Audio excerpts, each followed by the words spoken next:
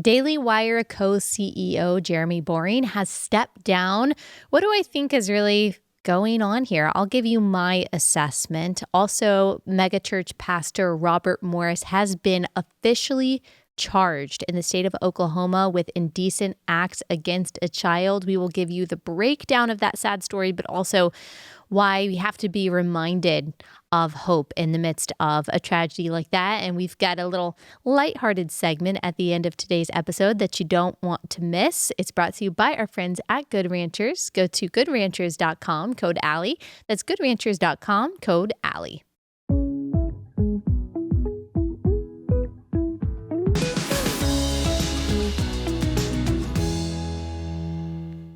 Hey guys, welcome to Relatable. Happy Thursday. Hope everyone has had a wonderful week so far. I know that you've had replays the past couple days and nothing new to watch on YouTube or Spotify. However, we are back with a new episode today. And if you didn't catch my Instagram story, you might be a little confused because I promised on Tuesday that we would have the Nicole Shanahan interview on Wednesday, but it just was a little bit more technologically involved to put together this episode with the files that we have. And so we're just giving ourselves a little bit more time. So we're putting it out on Monday. And guys, this is an interview that you don't want to miss. Producer Bree and I traveled to California to have this sit-down interview. She talks about things she has never shared before. It was at times an emotional conversation. It was a fascinating and revelatory conversation about the machine that is Silicon Valley politics and how she was inundated in progressive politics herself, and she has had an awakening. We talk about the different things that led to that. It was an hour and a half conversation. It could have been 3 hours. There are going to be things that you are shocked by, but also things that you'll be like, wait, why didn't you ask this? Why didn't you go there? I had a list of questions that we didn't get to because everything that we did talk about was just so deep and so much. And so we'll have to do a part 2 at some point where I ask all of the other questions that I had. She is a fascinating, very smart, very just lovely person. And you guys are going to learn a lot. And I just think really like and appreciate Monday's episode. And so I'm super, super excited for you to watch and listen to it. Make sure that you look out for that then. Okay. Excuse me. Before we get into the topics for today, I just want to remind you guys, since I haven't been able to do that for the past couple of days, about Share the Arrows. Share the Arrows 2025, Dallas, Texas, October 11th. This is a women's conference, a Christian women's conference, and I am waiting. I have the speaker lineup, but I am waiting for the final signature of one of the speakers, and I would like to announce them all at the same time. Guys, it's going to be absolutely incredible. I am so excited about the worship, about the teaching. It's going to be hard-hitting and challenging and theologically deep, and I'm just pumped about it. And so go to sharethearrows.com and get your tickets today. Bring your small group, bring your sisters and your friends, your mother, your mother-in-law, all the women in your life. Bring them to Share the Arrows, October 11th. Go ahead and get those tickets, get the flights, get the hotels so you can get the best deal on all of them. That is sharethearrows.com. All right, let's get into all of the things that we got to cover today. It's a lot, especially since over the past 2 days, I haven't been able to talk about anything. There's just so much that I want to pack into this one episode. But first, I want to start on a God-glorifying, beautiful, lighthearted note. I guess it's kind of lighthearted. It's also a little sad. I guess you could call it bittersweet. The astronauts, Butch Wilmore and Suni Williams, that were stranded in space for 9 months, like a whole baby was gestated during the time that they were not actually, but I'm just saying, there were babies here on Earth that were created and birthed during the time that they were stranded in outer space. That's got to be one of the scariest situations. I had a full body scan the other day. I've talked about it before, my Prenuvo scan. It's like a magnetic scan for your body. And I, towards the very end, got really claustrophobic. And I would have said that I am not claustrophobic, that that kind of thing doesn't freak me out at all. At the very end, I kind of freaked out and I was like, if you don't let me out of here, I am going to break this thing. It's crazy how your mind just starts playing tricks on you. It becomes completely illogical, which is why it's called a phobia. I cannot imagine these people and the mental toughness and the endurance that they had to have in order to stay alive and to not know if they will ever see their families again, if they will ever be released from this small space. It's not like you can just go out and get some fresh air. And to just know that you could be trapped there indefinitely, how did they not go insane? They were there for more than 280 days, stuck at the International Space Station prior to beginning their descent back to Earth, because they did make it back thanks to Elon Musk and Donald Trump, something that Joe Biden could and would not do. According to Elon Musk, President Biden refused to do what needed to be done to bring them back. There was a new spaceship that went up there with new people to do their job up at the International Space Station.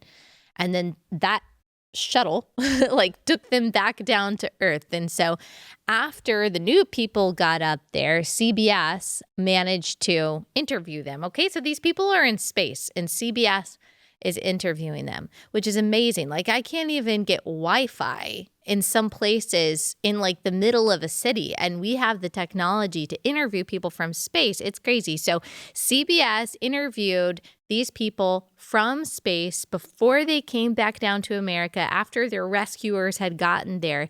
And here was the response of Captain Butch Wilmore. Shot one. My feeling on all of this goes back to my faith. It's bound in my Lord and Savior Jesus Christ. He is working out his plan and his purposes for his glory throughout all of humanity, and how that plays into our lives is significant and important. And however that plays out, and I am content because I understand that. I understand that he's at work in all things. Some things are for the good. Go to Hebrews chapter 11. Some things look to us to be not so good, but it's all working out for his good, for those that will believe, and that's the answer. So, thanks for asking. I just love that so much. I mean, I guess we have the answer to how he was able to maintain his peace and his sanity and his stability while he was there, potentially abandoned. I mean, he believes that God is working all things together for his good, and he took this opportunity to give glory to God and to share the gospel. You can tell that's a good Southern man right there. Butch Wilmore is a perfect astronaut name. Don't ask me why. It just is. And I'm just so thankful for that. So thank you to Butch to Captain Wilmore for giving glory to God, and thank God for how he orchestrated their saving in the physical sense. I want to play you a video of them arriving back on Earth in their little shuttle, if that's the proper term, their space pod in the Gulf of America, literally greeted by a pod of dolphins. It's really sweet. Here it is. Earlier, we saw that person performing safety checks. Now we can see some harnessing being placed around the capsule. This harnessing is what will be used to lift the Dragon capsule out of the water and onto the recovery vessel. Wow, we got a cute little pod of dolphins. It wasn't just one or two.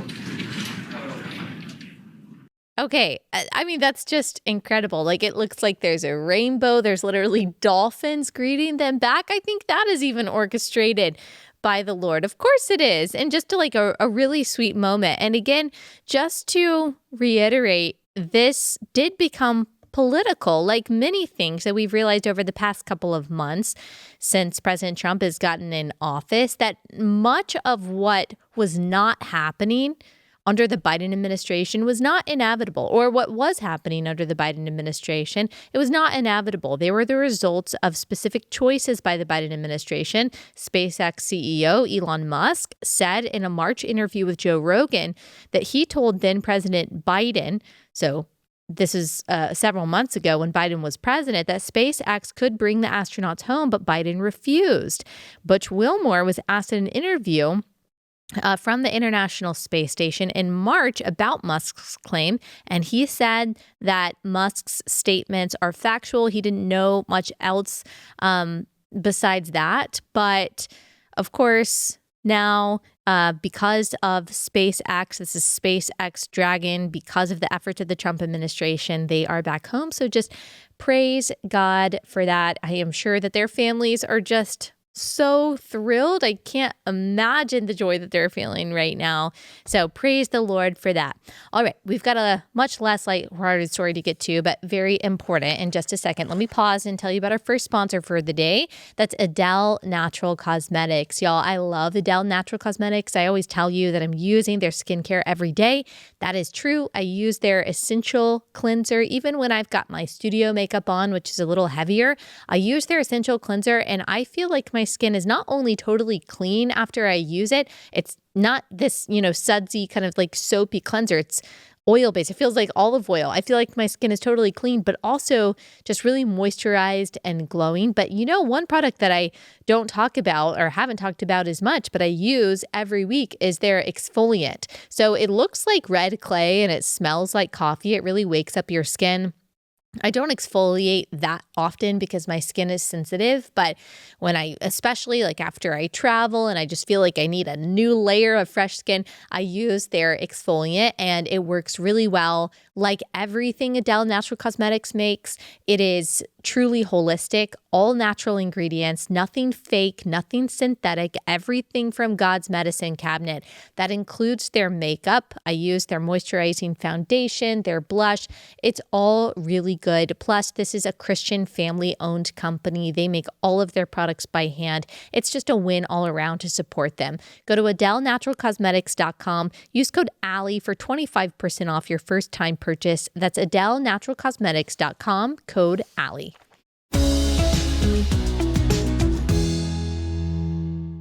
Several months ago, we talked about longtime pastor of a huge megachurch outside of Dallas, Gateway Church, whose name is Robert Morris, being accused of the routine sexual assault of a child in the 1980s. The woman is named Cindy, and she came forward not only with these allegations, but with receipts of trying to confront the Morrises, of trying to tell her story, and routinely being silenced in a variety of ways, including through a non-disclosure agreement. And now Robert Morris has officially been charged with 5 counts of lewd or indecent acts with a child. Morris formally pleaded not guilty to the charges on Monday and was released on a $50,000 bond. And that happened in the state of Oklahoma, where the crimes had originally taken place. So a little bit more on the background. Last June, 54-year-old Cindy Clemshire reported that she had been sexually abused over multiple years in the 1980s by Morris. He was a young, married, traveling evangelist at the time. Cindy's parents trusted him, allowed him into their home. He would stay there with his wife, and Cindy claimed that he would sneak into his room, or her room rather, and that he would sexually molest her. At the age of 16, after over 4 years of abuse, so she claims this started when she was just 12, Cindy confided in a close friend who encouraged her to tell her family. And so she did tell her father. Her father confronted Morris and said, if you don't get away from us and step down here, we're going to do something else about this. Of course, the right response would have been right there to go to local authorities, because at that point, that's outside of just church jurisdiction. That is civil authorities' responsibility to punish evil. Morris stepped away from the ministry for just 2 years. He eventually wanted to go back to pastoring. During this time, Cindy said that she received a call from Debbie Morris, Robert's wife, who told Cindy that she forgave her. Now, remember, Cindy, according to her own story, was not asking for forgiveness. Debbie Morris, it seems, kind of called her out of the blue just to say, hey, just so you know, we forgive you for this accusation. Cindy had been talking about the abuse within her own personal circle, her friends, for years. So there are friends who say, yeah, Cindy did tell us about this at the time. This isn't just randomly coming up now. She actually tried to sue Morris in 2005, but her actions did not generate much attention at the time. She obtained an attorney to file a civil lawsuit against Morris. Morris's attorney implied in response to that they believed it was her fault, Cindy's fault, for being quote unquote flirtatious. At that time, they tried to offer her $25,000 to not talk about it. She refused. She then decided again last June to come forward publicly at the urging of her pastor, who was also the friend of the editor of an outlet called the Wartburg Watch. So that's who broke this story again in June. After the story broke last June 14th, Robert Morris and Gateway Church released statements that minimized Morris's abuse as the sexual sins of a young man who has since repented. Neither mentioned that the girl in question was actually a minor. They say this was sexual behavior with a young lady. This is what they said in the statement. No, a 12-year-old is not a young lady. That is a child that is being molested. It doesn't matter if the person says, oh, well, this person consented. A minor cannot consent no matter what they verbally say. The elders of Gateway Church said that Pastor Robert has been open and forthright about a moral failure he had over 35 years ago. So the inclusion of that phrase over 35 years ago is supposed to imply this was a long time ago. It doesn't matter. But of course, it does matter, especially when justice has not been carried out. Neither statement, again, was entirely true. Cindy responded to this via the Christian Post. She said that she was appalled that Morris referred to her as a young lady. She said, I was a little girl, a very innocent little girl. And she also said that the lie was that it was just kissing. It was just that they were behaving inappropriately together. But he says there was no sexual intercourse, but he did touch every part of my body. And this is graphic. I'm just warning you. He said he inserted his fingers into me, which I understand now is considered a form of rape by instrumentation. I was an innocent 12-year-old little girl who knew nothing about sexual behavior. I mean, that is just absolutely abhorrent. Yes, that is a crime that should put you in jail. Obviously, that disqualifies you from ministry forever. Particularly when you are in a pastoral position, a professing Christian, when you are molesting a child, you should be nowhere near a pulpit. And anyone who says, well, look at the ministry he created and the lives that he reached and all of the people who heard about the good news of Jesus and who were helped by Gateway Church, look, God works despite the evil of man, not because of it. That points to God's goodness and God's power. If indeed people truly heard the gospel through anything that Robert Morris was saying or believing or building at the time or leading at the time, God is really, really faithful. That does not mean that he approves of Robert Morris's behavior, that he has forgotten about it. In fact, he says that vengeance is mine, says the Lord, I will repay. And I believe that his wrath was kindling towards this act and that this justice, this finding out of Robert Morris is not just justice and faithfulness to Cindy, who I understand is still is a Christian. Thank the Lord for that. But also truly a grace to Robert Morris. Sometimes the most gracious thing that God can do is allow you to be found out for your sin, because that hiding creates a callousness in you, creates a separation between you and God. And it is through God's mercy and even his love for the perpetrator of this awful abuse, Robert Morris, that he said, you are no longer going to be in hiding and far from me, but I am going to bring you to a place of total devastation and vulnerability in the hopes that you will truly repent. And I don't know if that's where Robert Morris is, but I pray to God that it is. I pray for repentance for everyone, for everyone, period. Even for someone who committed such an evil act, like the best form of justice in addition to the civil justice is also that he realizes the severity not only of his sin 35 years ago, but the sin of being a fake shepherd, the sin of living a lie. Now, thankfully, he did resign from Gateway Church on June 18th after the report was published. At the time, the church claimed that Morris had not revealed that it was a little girl. So they made their original statements when everyone understandably was up in arms. Like, really, a young lady, sexual sin that happened 35 years ago? That's how you guys are handling child molestation? They changed course and they said, oh, wait, we didn't know that it was a child, which it doesn't necessarily seem true. And then he resigned. Now, I'm glad that he resigned. It is reported by the Christian Post that Gateway Church subsequently authorized an independent investigation into the allegations against Morris. And last November, the results showed that there were elders and employees at Gateway who did know about Cindy's young age before the report detailing her abuse went public. These elders were also removed from the church. Praise God. And I pray for Gateway. Gosh, I pray for every single believer that has ever been a part of that church.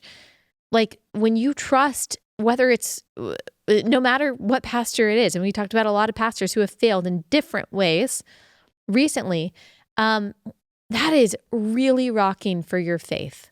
It really is. And thank the Lord that Jesus Christ is the same yesterday, today, and forever. But you understand how that can be really difficult for someone, especially who may be a new Christian, who looked up to someone as a spiritual mentor. And you're thinking, if you don't even get it, how can I get it?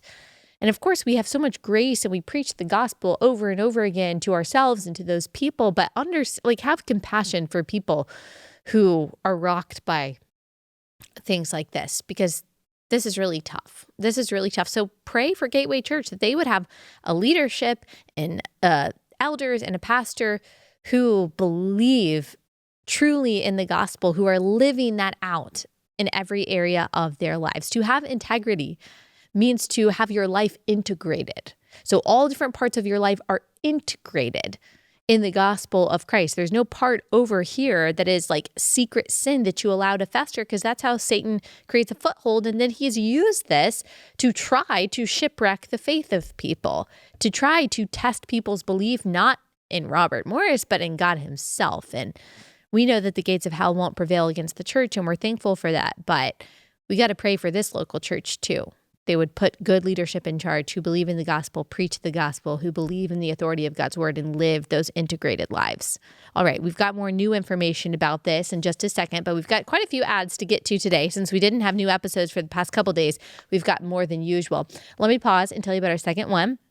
It's We Heart Nutrition. Y'all know how much I love We Heart Nutrition. You know that We Heart Nutrition gives back a percentage of their sales to pregnancy care centers across the country. They have raised hundreds of thousands of dollars for these pregnancy care centers, and they just do such an amazing job. They just introduced this new product that I'm super excited about, that they're calling the Swiss Army knife for women's hormones. Honestly, that's the perfect way to describe their wholesome balance product. I haven't tried this yet. I'm really excited. I've just been thinking recently how I feel like my hormones are kind of out of whack right now randomly, and I need some help with that. So I'm pumped about this.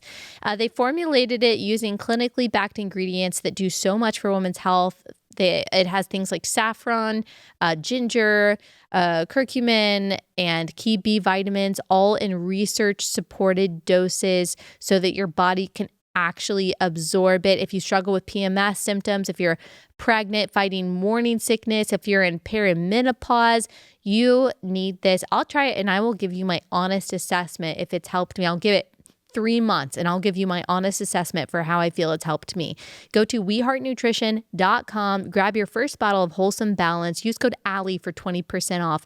weheartnutrition.com, code Allie.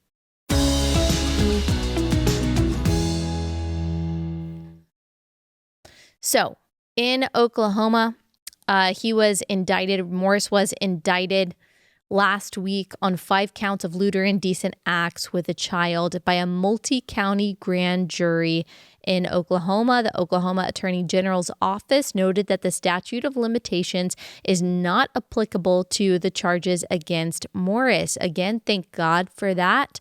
He said the Oklahoma Attorney General said that Oklahoma and other frontier states have a provision in their laws that allows them to pause the statute of limitations. So statute of limitations says, okay, after a certain point, someone can't be charged for a crime that they committed, but it doesn't apply to all crimes. So they're saying when it comes to a crime like this, sexual assault of a child, that statute of limitations does not apply. Even though it was 35 years ago, he can obviously still be charged. I think that's really good.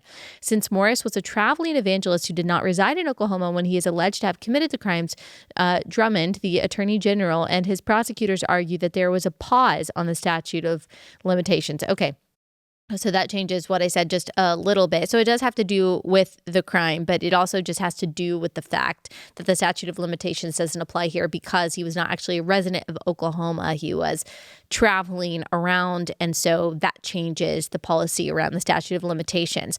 Arrest documents show that Morris was formally booked by the Osage County Sheriff's Office in Oklahoma at 7:57 a.m. last Monday, was released minutes later on bond. Morris is set to appear in court on May 9th. He faces a possible 100 years maximum in prison if he is convicted on all 5 counts of lewd or indecent acts with a child and a judge orders sentences to be served consecutively. He could also be sentenced to as little as 5 years in prison if convicted on all 5 counts due to the law that was in effect for the crime more than 35 years ago. So that's quite a wide range. The Oklahoma's Office of the Attorney General told the Christian Post at the time of the abuse, the range of punishment was 1 to 20 years in prison.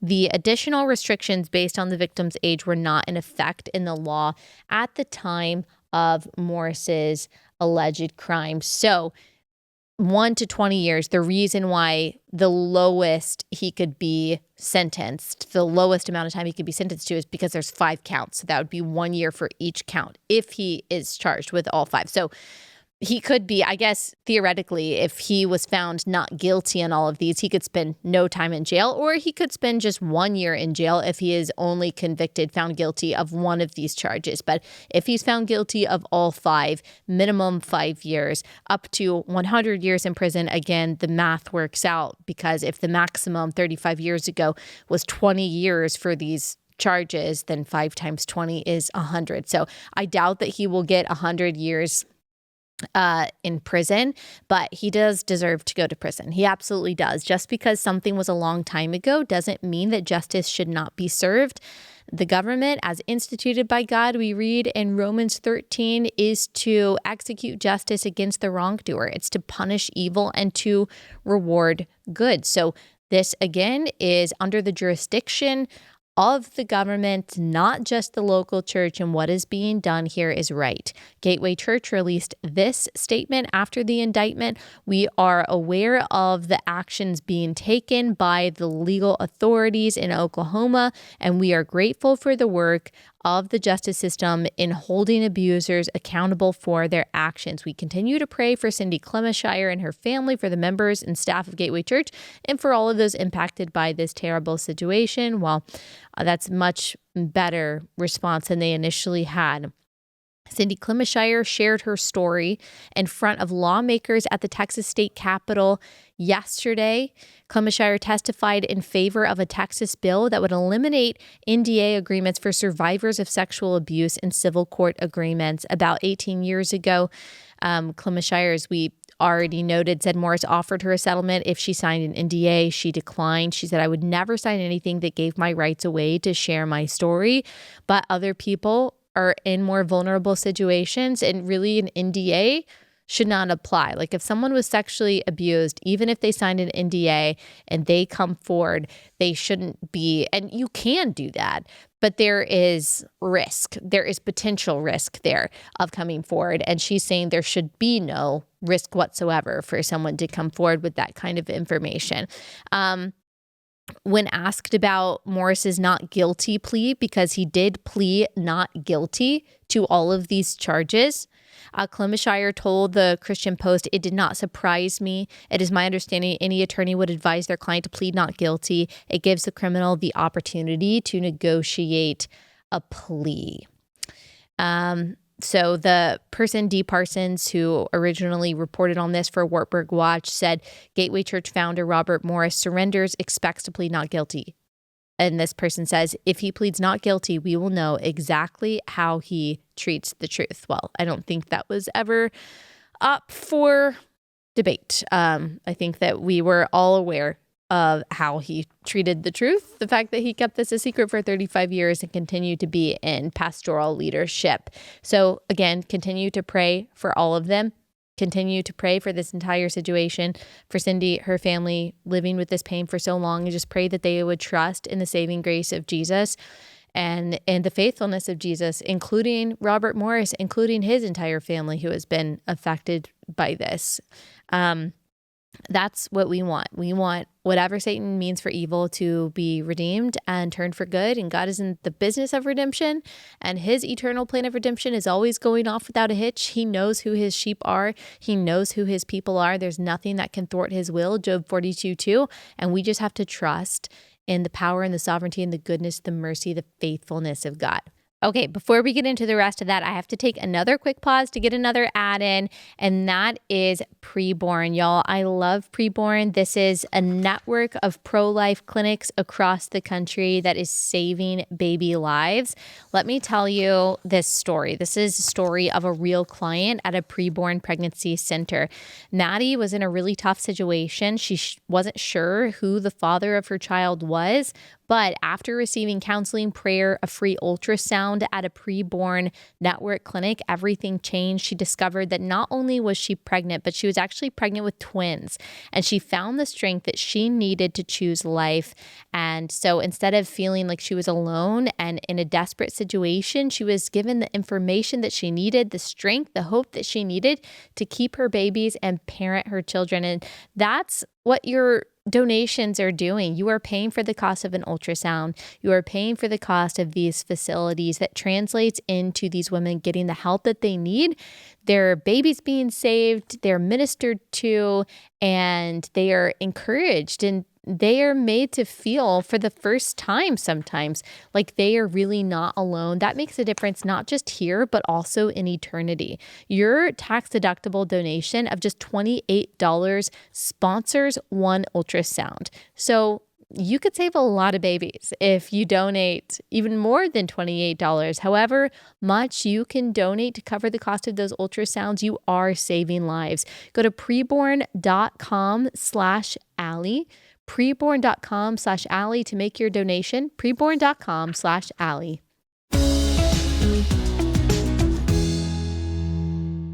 All right. Let's move on to this Daily Wire story. So this was a big story this week, another big media shakeup in the conservative world, and that is that Jeremy Boring, the co-founder and co-CEO of the Daily Wire, is stepping down from his role. He says to focus on creative projects for the company. He told staff in a memo that was reported first by Axios this week. So Axios got the exclusive on this. Axios has done a lot of exclusive reporting for the Daily Wire. So a little bit of background before I get into kind of what it seems like happened. Boring founded the Daily Wire in 2015 alongside Ben Shapiro and Caleb Robinson. Robinson and Boring have been co-CEOs since 2019. He will take over, according to Axios, as the one and only CEO, effective immediately. The memo says, the reporting by Axios says that Boring will remain with the company in an advisory role, will focus on creative projects full-time, including the Daily Wire TV series, The Pendragon Cycle. He is the director and executive producer of that. Boring said this in a statement: when Ben, Caleb, and I founded the Daily Wire, In 2015, we set out to build an institution. I'm enormously proud of our team, our many battles, and of the successes we have achieved together. To get us to the heights we know we can achieve, we have brought in a world-class executive team that I am confident will thrive in taking us to the next level. Under Caleb's ongoing leadership, will I turn my full attention to creative and entertainment ventures for the company. He will apparently still be a part of Daily Wire Backstage, which is show that they do together with Ben and Matt and Michael Knowles and Andrew Clavin. Ben Shapiro and Caleb Robinson gave their own statements to the Daily Wire, but have not posted about the change on X. Ben Shapiro says Jeremy's hard work and brilliant leadership have been indispensable to the growth of this company, from an idea to the largest conservative digital media company in the country. And then the last line, he says, we can't wait to see what he does next. It's interesting. And then Caleb Robinson, he said, we couldn't be more excited for this next phase of Daily Wire's growth and for Jeremy as he pursues the completion of Pendragon and then moves on to work with us on further important creative endeavors. Okay, so this is kind of a big shakeup for all the reasons that were just listed. Daily Wire is huge. I'm a huge Daily Wire fan, have been a big Daily Wire fan for a long time. I was listening to and reading Ben Shapiro far before I even started writing about conservative politics, talking about it, posting on social media. I am still a fan of Ben Shapiro, and I'm very just so thankful for the work that Daily Wire has contributed to the conservative space and how they have led in so many ways. In the conservative space, I have known a lot of the people there for a long time.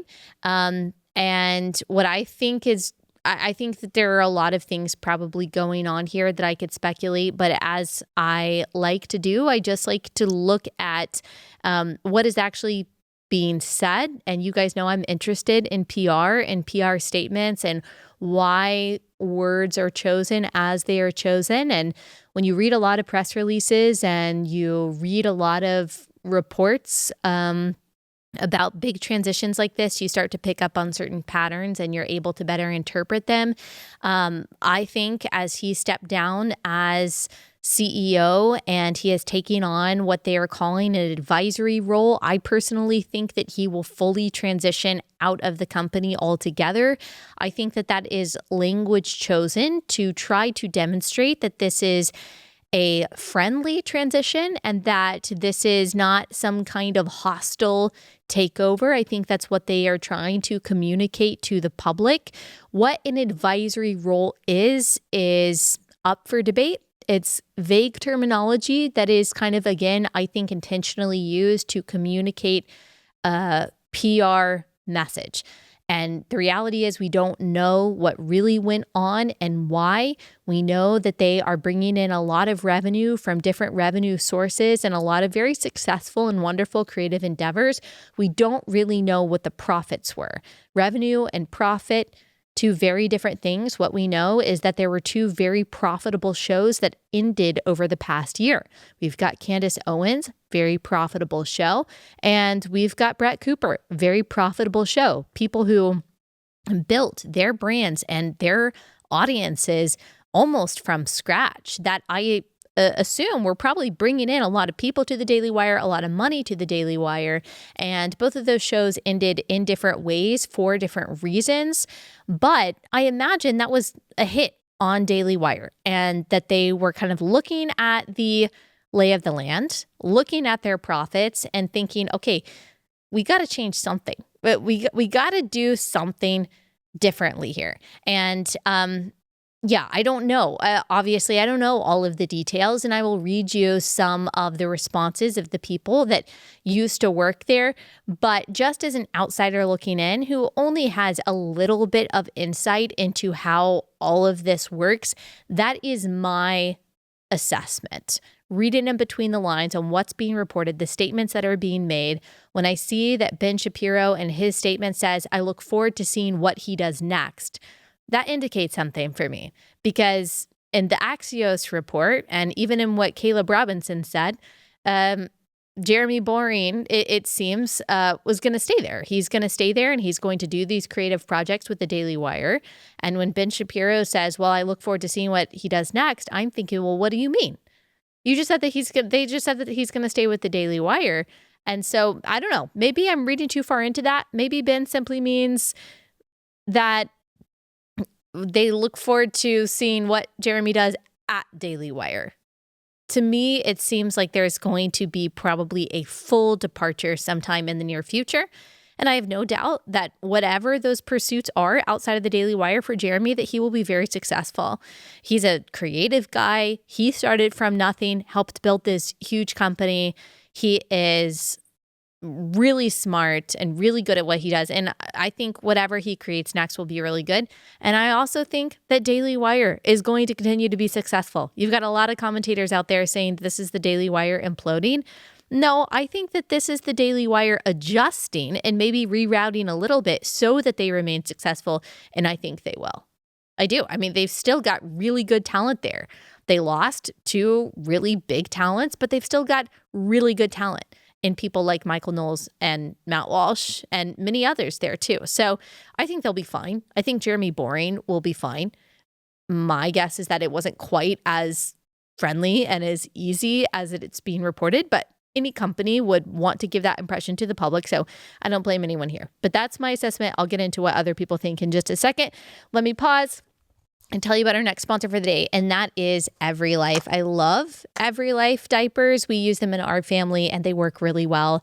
I just appreciate that all of the materials that are used in Every Life diapers are really clean. They're really good for the skin. I don't have to worry about them causing rashes and things like that. It's totally clean and all of that good stuff that moms really care about. But also, you want your diapers to work. You don't want them to always be leaking and things like that. And you don't have to worry about that either. They're really effective. And plus, I love the most that this is a pro-life diaper company.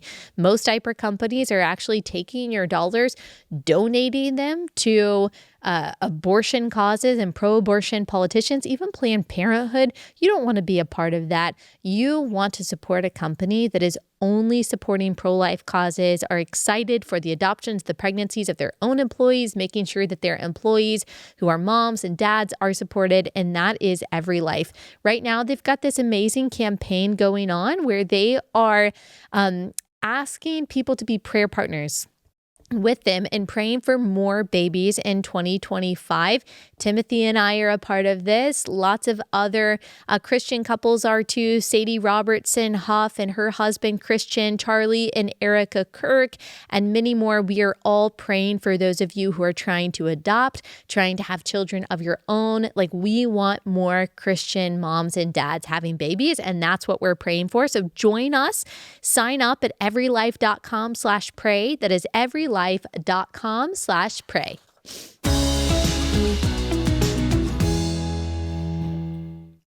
We do know, as reported by Axios in December, that Daily Wire has said that they are open to buyers. Axios asked the Daily Wire about a deal with Fox. Boring said that the company isn't actively looking for a buyer, but we're not closed off to an offer. It's easy to imagine a strategic partnership with Fox or someone like Fox, he said, that could be mutually beneficial. So we don't know if something like that's going to happen. That's kind of been in the talks for a really long time. And I think that that's a smart statement by Jeremy Boring, because you're always open to lucrative opportunities. Of course, everyone's always open to lucrative opportunities, whether it's just an individual employee looking for better employment somewhere else, or whether it's the owner of a company who, wants to make money and do things that make sense. And so I don't know. We don't know if that's going to happen or not, especially now that Jeremy is gone. We just don't know everything about the plans.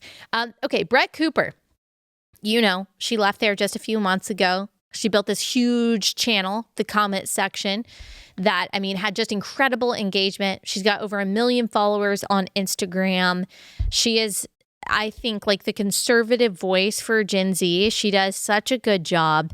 And she was seen as just kind of like this breath of fresh air at Daily Wire, because she was different than a lot of the guys there. I mean, I love the commentary of the guys at Daily Wire. Just like I'd been following Ben Shapiro, I've been following Matt Walsh since before I was doing anything in conservative media. I love all of them. But she's different. Like, she's a girl. She's spunky. She's probably not going to sit in like some dark den and smoke a cigar and talk about, I don't know, Kierkegaard. And I mean, maybe she will. Sorry, Brett, if that's something that you like to do. But she is just like, she's energetic. She's got a fresh voice. She talks about pop culture, but she also talks about like deeper and more serious stuff. And she's just very likable. She's very likable. And that's how she's built like such a faithful audience. And it just seemed like such a huge asset to the Daily Wire and a unique audience for the Daily Wire. Candace Owens too. And I know they had like a whole different conflict, which we talked about at the time. You should go back and listen to my like Christ is King Candace Owens episode that we did a year ago when she left. You can hear my assessment of everything that went down then. But both of them, unique audiences, more female audiences, and Brett didn't really leave on good terms. Again, like you could go back if you want to try to understand what's really happening right now. I think a good idea would be to go back and to watch her and Jeremy's response after she left the Daily Wire just a couple months ago. And now to see this response, and we can put it up. She put this GIF of Jimmy Fallon. She quote tweeted the Axios report that says that Daily Wire co-CEO Jeremy Boring to step down. She posts this, like, I don't know what you would call it, smirk, soft smile, kind of like, I'm happy about this GIF from Jimmy Fallon. That was her response. So that tells us right there that her leaving Daily Wire was not as friendly and as smooth as we were told it was at the time, which means that there's a lot more going on behind the scenes. Brett also said right under that, genuinely excited to see where Ben and Caleb take the company next. And I have not talked to Brett about this. I have not talked to Jeremy about it. I haven't talked to anyone about this, but I am just looking at this response and saying, okay, obviously she's got beef specifically with Jeremy. That's what's going on. And it seems to me like she is saying that the shakeup that occurred when she left, the contention or the whatever happened, the discord between her and Jeremy possibly played a role in this. And so it seems to me like that is the message that she is communicating. And Candace Owens retweeted this. Candace Owens has been talking even recently more about the Daily Wire. You'll remember that Candace and Ben have very, very, very diverging views on Israel and her friendship with Kanye West, who made some really disturbing comments about Jewish people, also caused a divide at the Daily Wire. A video was leaked of Ben Shapiro talking badly about Candace Owens, and it was just this whole fight at the time. And so now she's gone off on her own. She's been insanely successful in doing that. Already, Brett Cooper has been insanely successful. And so I think this gives the impression to people that, okay, these independent creators that are mad at Jeremy Boring, that are mad at some ways at Daily Wire. I don't know about Brett, if she's mad at Daily Wire in general. They're doing really well. Things are changing at Daily Wire. They must be in the loser position here.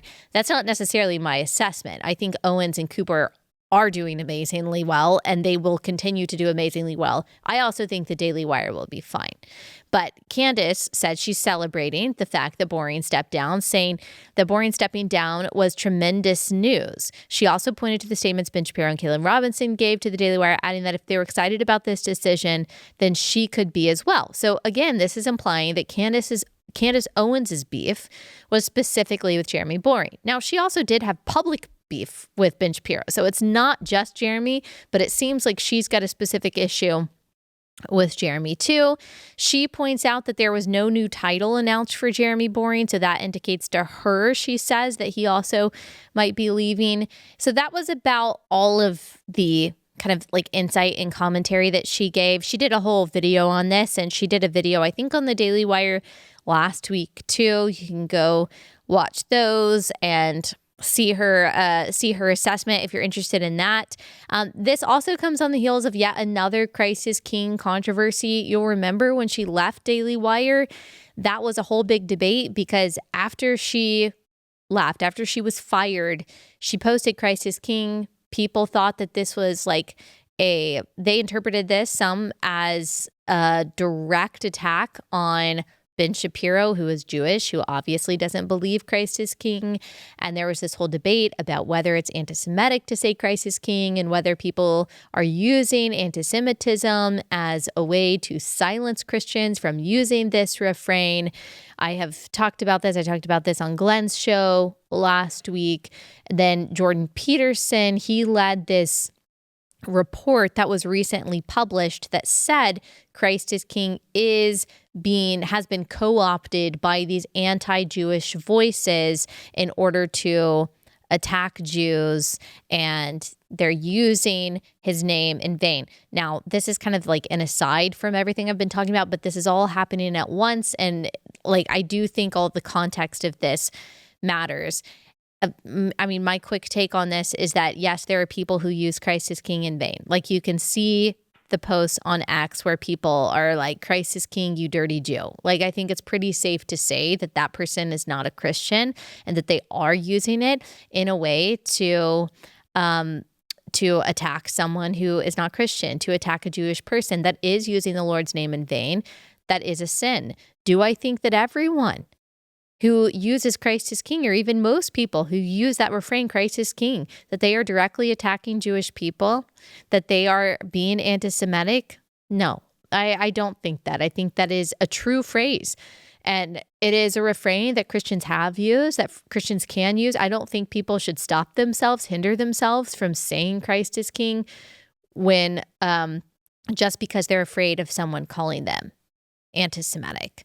I think that you should continue to say it, but of course you should never say it in a way that is not simply a humble, sincere declaration of Jesus's lordship and Jesus's royalty. It is not a mantra simply to virtue signal or to try to attack someone else. Of course, that's true of any Bible verse or any Christian refrain.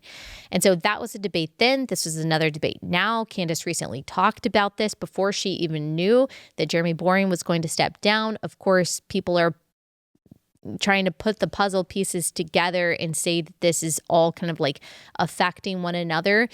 People are also pointing out that Jeremy Boring has been kind of like in confrontations with different commentators, including people like Jason Whitlock on X, and maybe that wasn't making the company look good. I don't know about that. I feel like Jeremy has always kind of just been like very forthright with the things that he says and believes and hasn't been afraid to disagree with people who are even on his political side. So I don't really think that that's a part of this decision. Again, just my subjective assessment there. All in all, I think that everyone's going to be fine. I think we'll find out more information about everything that went down over the next few months, but I think everyone's going to be fine. I have no doubt that Ben Shapiro et al. Will be successful. Daily Wire will be fine. I think Jeremy Boring will be fine. I think that Candace and Brett will continue to do well, and I want all of these people to be successful. I want that. I think that it's good for the conservative movement, for Daily Wire to continue to be successful and for people to have a variety of voices to listen to. But yeah, media shakeups, it's interesting. I mean, conservative media now, we dominate informal, like non-cable news, and we should want good sound voices to continue to thrive. So we'll see what goes down with all this. Okay, let me pause and tell you about our next sponsor for the day. That's Masa Chips. You guys know how much I love Masa Chips. They are free of seed oils. They only have organic corn, grass-fed and finished beef tallow, and Redmond sea salt. My favorite thing about them, in addition to the taste, and they have lots of different kinds of flavors to choose from, is that they're really sturdy. You can put some heavy, chunky guacamole on that, and it's not going to break. That's not true of other seed oil-free chips. You know what I'm saying? The kinds that you see in the grocery store. I mean, those things break so easily. You get a little like watery salsa on that, it's going to break. That's just not sustainable. So you need to get your chips from Masa Chips. This is another America-loving small business with really good ingredients that are actually good for you, good for your gut, good for your skin, all that good stuff. If you go to masachips.com and use code AllieB, you'll get a discount on your order. That's masachips.com, code AllieB.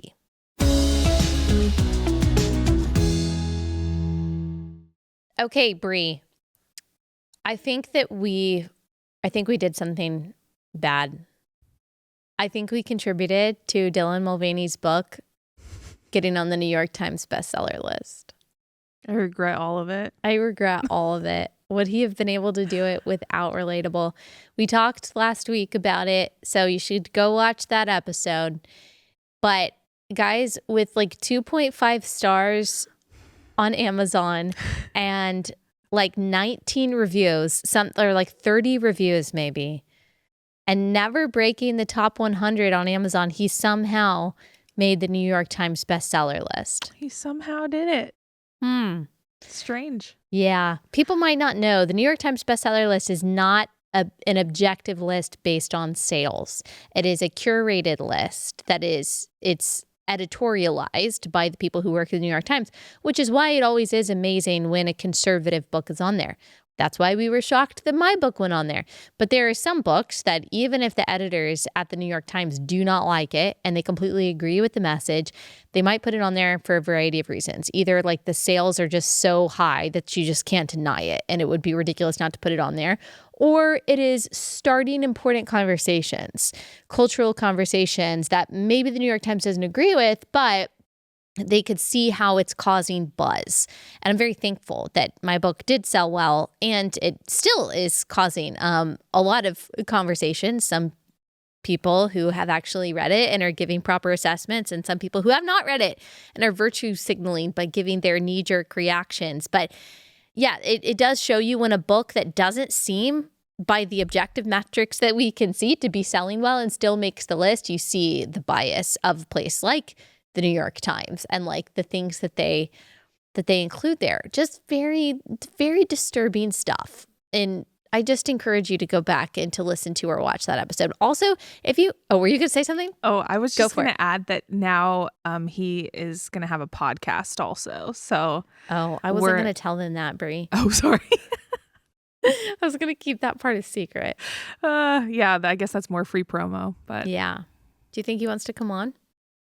You know what? I don't think he does. You don't?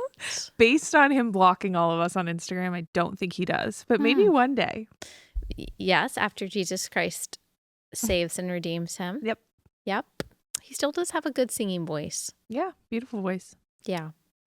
Okay. Can we end on something happier than that? Is there anything, Brie, that we can end on? You had fun we both had fun in California, and you had a really good breakfast burrito on the beach. Breakfast burrito on the beach is the ultimate experience. It really is. I didn't have a breakfast burrito the whole time I was there, and I'm kind of regretting it. And I didn't go to the beach. Oh my gosh. I know. Yeah, that's rough. Yeah. No, but it was beautiful. I had never been there before. It was beautiful. Yeah, it was. And I had some protesters. Yeah. To talk about that. Love that. I said, maybe we'll put up a picture of the protesters. I had these two grandmas that had little signs that said, "Empathy is good." Well, ladies, I want you to read my book. And then they were called the Pink Pony Protesters. Yeah, They had a name. Yeah. So big Chapel Roan fans? I guess. And like one of the guys was like, "I'm a Satanist and I have more empathy than you." Oh, no, you not. don't. You actually just literally don't. You don't, but you also confuse you feeling bad for your pet victims with actual love when really you're a hateful person and you need Jesus.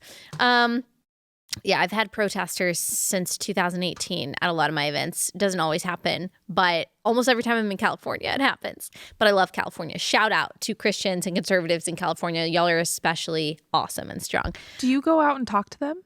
No. Okay. I was just wondering how you knew all of that. What do you mean? Of the people that were out there. Oh, I didn't go out and talk to them, but there was security out there. Oh, yeah.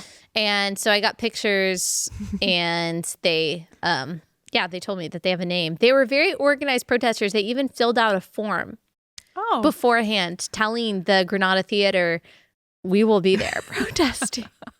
We thought that they were protesting Israel. This is how sad these people are. There was like a kids like Jewish dance recital, okay? There's like a Jewish dance company that had like a sweet little recital there a couple weeks ago. These freaking protesters protested that with like Palestinian flags. It's the same people. Yes. Like, oh, okay, so you just blatantly are anti-Jewish. Mm-hmm. Like these Jewish little kids doing ballet. You're just blatantly anti-kids. And you think that you are anti-Nazi. Yeah. Hitler would love you. Mm-hmm. Like, be in love with you. It's crazy. It's crazy. But, you know, God has blessed me with very stupid enemies. And for that, I'm thankful. All right. That's all we've got time for today. We'll be back here on Monday.